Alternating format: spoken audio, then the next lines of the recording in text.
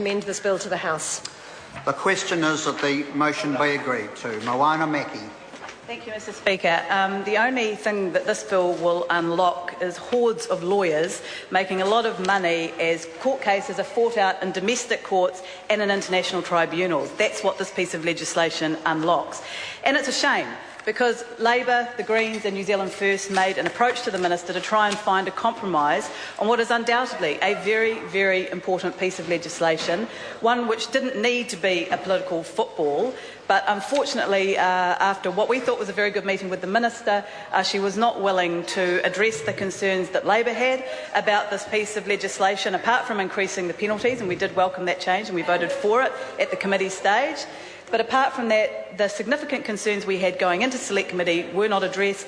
They were not addressed in the committee stage of the whole House, and we will be voting against this bill at the third reading.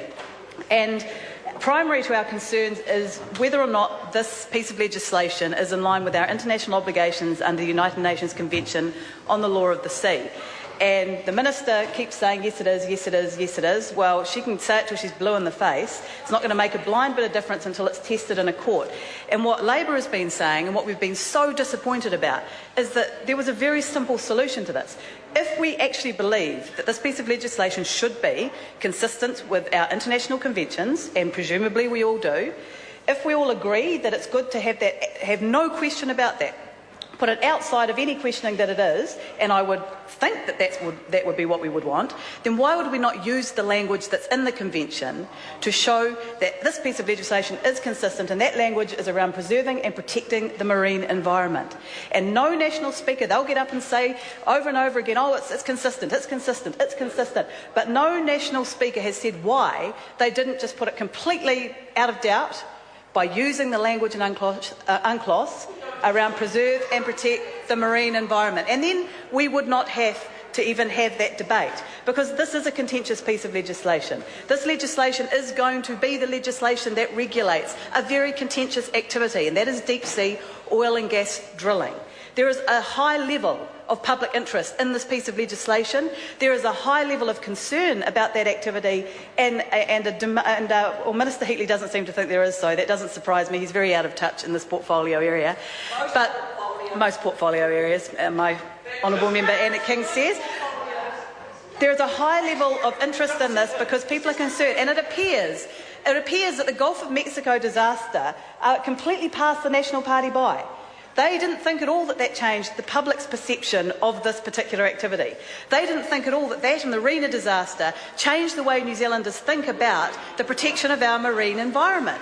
And it's unbelievable that they wouldn't want to do as much as they possibly can to allay the concerns of the public in saying, apart from just smiling, Mr Heatley, it takes a little bit more than that if we get a massive oil spill. A little bit more than that. Even your laughter will not stop. As magical as it is, your laughter cannot stop an oil spill in the deep sea. I'm pleased the Minister seems to think that this issue is a joke. It's actually not. And what we want to see is robust legislation in our exclusive economic zone. Now, we have the Resource Management Act within our territorial waters. So what we have now with this piece of legislation is two completely different regimes operating side by side, regulating exactly the same activity. And this line in the sea is jurisdictional only. It's only because beyond 12 miles it's not our sovereign territory, and within 12 miles it's our territorial waters. Nothing to do with the environment, nothing to do with resource allocation, nothing to do with science, nothing to do with anything to do with the marine environment other than being jurisdictional.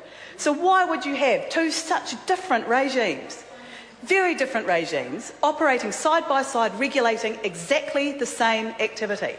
It doesn't make any sense at all unless, Mr Speaker, unless you deliberately want the two regimes to be different so that the one in the exclusive economic zone can be more permissive than the Resource Management Act is. And one energy company that came to Select Committee actually quite openly told us that that's why they liked it, because it was going to be far more permissive than the RMA. It was going to allow activity to go ahead that perhaps wouldn't have had we had a regime in place that was as robust and as stringent as the Resource Management Act. We had the Taranaki Regional Council, which is used to dealing with the RMA in terms of oil and gas exploration, tell us that they would like to have seen more consistency with the RMA because they're used to using it. They know where the goalposts are. They know what the thresholds are. We don't know what all these new legal terms the government has fabricated for this legislation. We have no idea what ultimately they're going to mean in practice.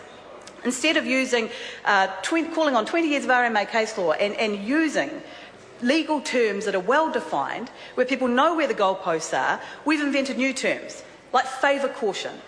Well, no one knows what favour caution means. I mean, we all know what being cautious means, but this is a piece of legislation, and ultimately there's going to be a legal definition and a legal test of what favour caution means, and it should not be a court that just decides out of the blue and then we go backwards and forwards when we already have case law under the RMA where people know where the goalposts are. Why are we going through that entire process again unless you don't want those tests which are well understood to be applied in the exclusive economic zone? That's the reason for it. And the national government won't say that. The only plan they have for the economy, apart from selling our assets, is to ramp up oil and gas exploration in deep sea water in New Zealand. It is true.